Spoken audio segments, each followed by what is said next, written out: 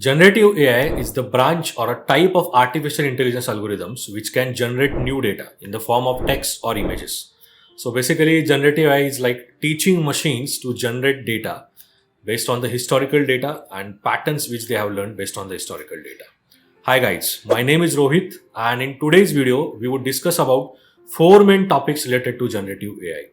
So we would discuss about what is difference between generative AI and traditional machine learning or AI approaches. Then we would discuss which is the main building block behind the generative AI algorithms. Then we would quickly discuss about 3 to 4 generative AI models and the applications of generative AI. So these four topics we are going to cover in today's video. Let's get started.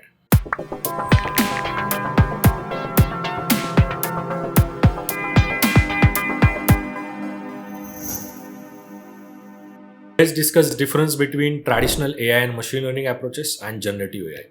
So if you have worked on traditional machine learning approaches, so what happens over there is you have algorithms or models like regression or classification models where you are trying to predict continuous value, or you are trying to predict whether this particular data or image belongs to a particular class.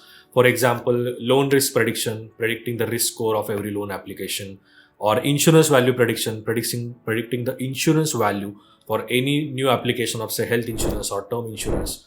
So in the traditional machine learning approaches, you are trying to predict some numerical value based on the problem statement that you have, but you are not trying to generate any new data. But in generative AI models, you are training the machine learning models in such a way that they are able to generate new data in the form of text or images. So this is the main difference between traditional machine learning and generative AI machine learning or generative AI models. And when you are building traditional machine learning approaches, you are trying to evaluate them using various parameters like accuracy, F1 score, precision, recall, or you can say RMSE value based on the kind of machine learning model that you are building. So there is a lot of quantitative metrics and evaluation methods involved when you are building traditional AI and machine learning models. But in case of a generative AI models, there is a lot of qualitative evaluation. So for example, if there is certain question and the generative AI model is giving different responses, let's say 4 different kind of responses, then the evaluation is which of those responses is having highest quality and which of them is resembling human kind of output. So there is a lot of focus on evaluating the quality of the output in generative AI models. So these are two main differences between traditional machine learning and generative AI models. Now let's discuss about main building block behind the generative AI models. So the main building block behind generative AI models are its transformers. So transformer, you can say, is a kind of neural network which is able to understand the relationship between different words. So let's imagine that you are trying to read a book. So when we are reading a book, when we are reading the sentences, we are trying to understand how different words in the sentences are related, and based on that, we are trying to get the meaning of the sentences. So the main thing that we are doing is focusing our attention towards important words and towards the relationship between them, and that helps us in understanding the meaning behind what we are reading. Similarly, the transformer models are built on the attention mechanism where they are trained to focus on important things within the information which is given to them as an input. And based on this attention mechanism of transformers, generative AI models become really expert in understanding the information. Now let's discuss about different kind of generative AI models which are available.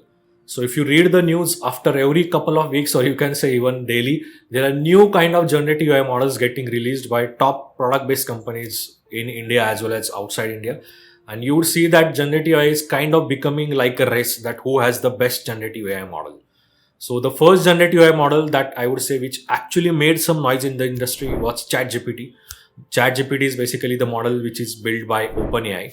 And the reason why it became so successful was behind or on top of the machine learning model or on top of the generative AI model which was developed, they were able to put a UI through which we can interact with that generative AI model. So that's why that model became really famous. So the ChatGPT model of OpenAI, it can take text data as an input, and based on the question that we are asking or based on the instruction that we are giving to it, it is able to generate information in the form of text. So it is text in, text out model.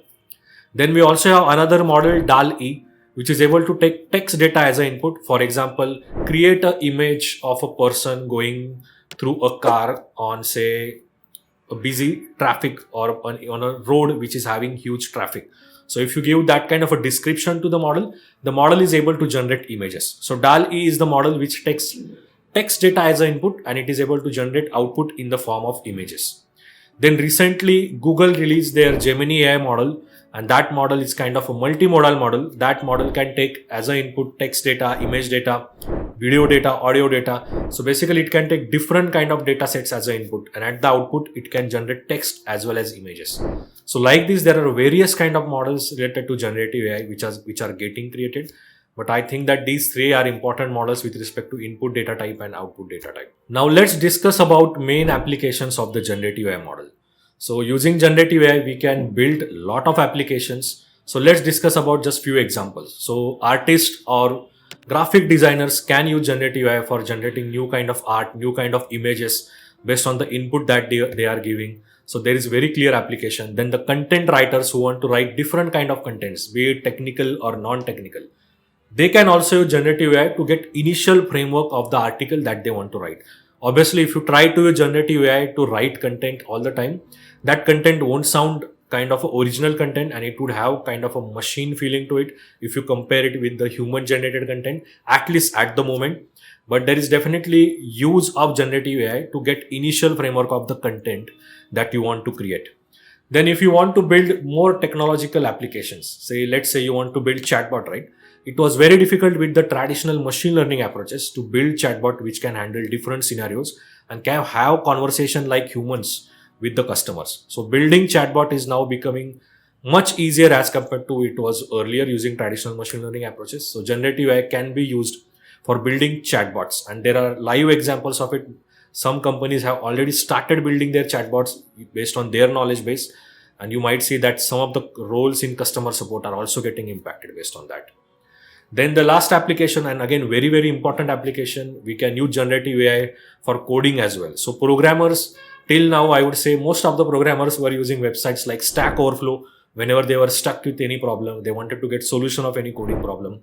But now you can also use something like ChatGPT for creating the code. So if you want to write some functions or if you want to write some logic, you can always use ChatGPT and it would give you some initial starting point. Again, ChatGPT is good to give you initial guidelines with respect to programming, but you cannot rely on it to build complete projects. But this is definitely application of generative AI which can be used by programmers. So like this, generative AI is basically touching lot of fields and lot of applications can be built on top of generative AI. So I hope that now you have clarity regarding what is generative AI, what is the building block behind it, different kind of models and the applications. Now go ahead and start exploring these models, start using those models, and in that way you would get more idea and a lot of curiosity around generative AI. Thanks for watching the video, and I will see you in the next one. Bye bye.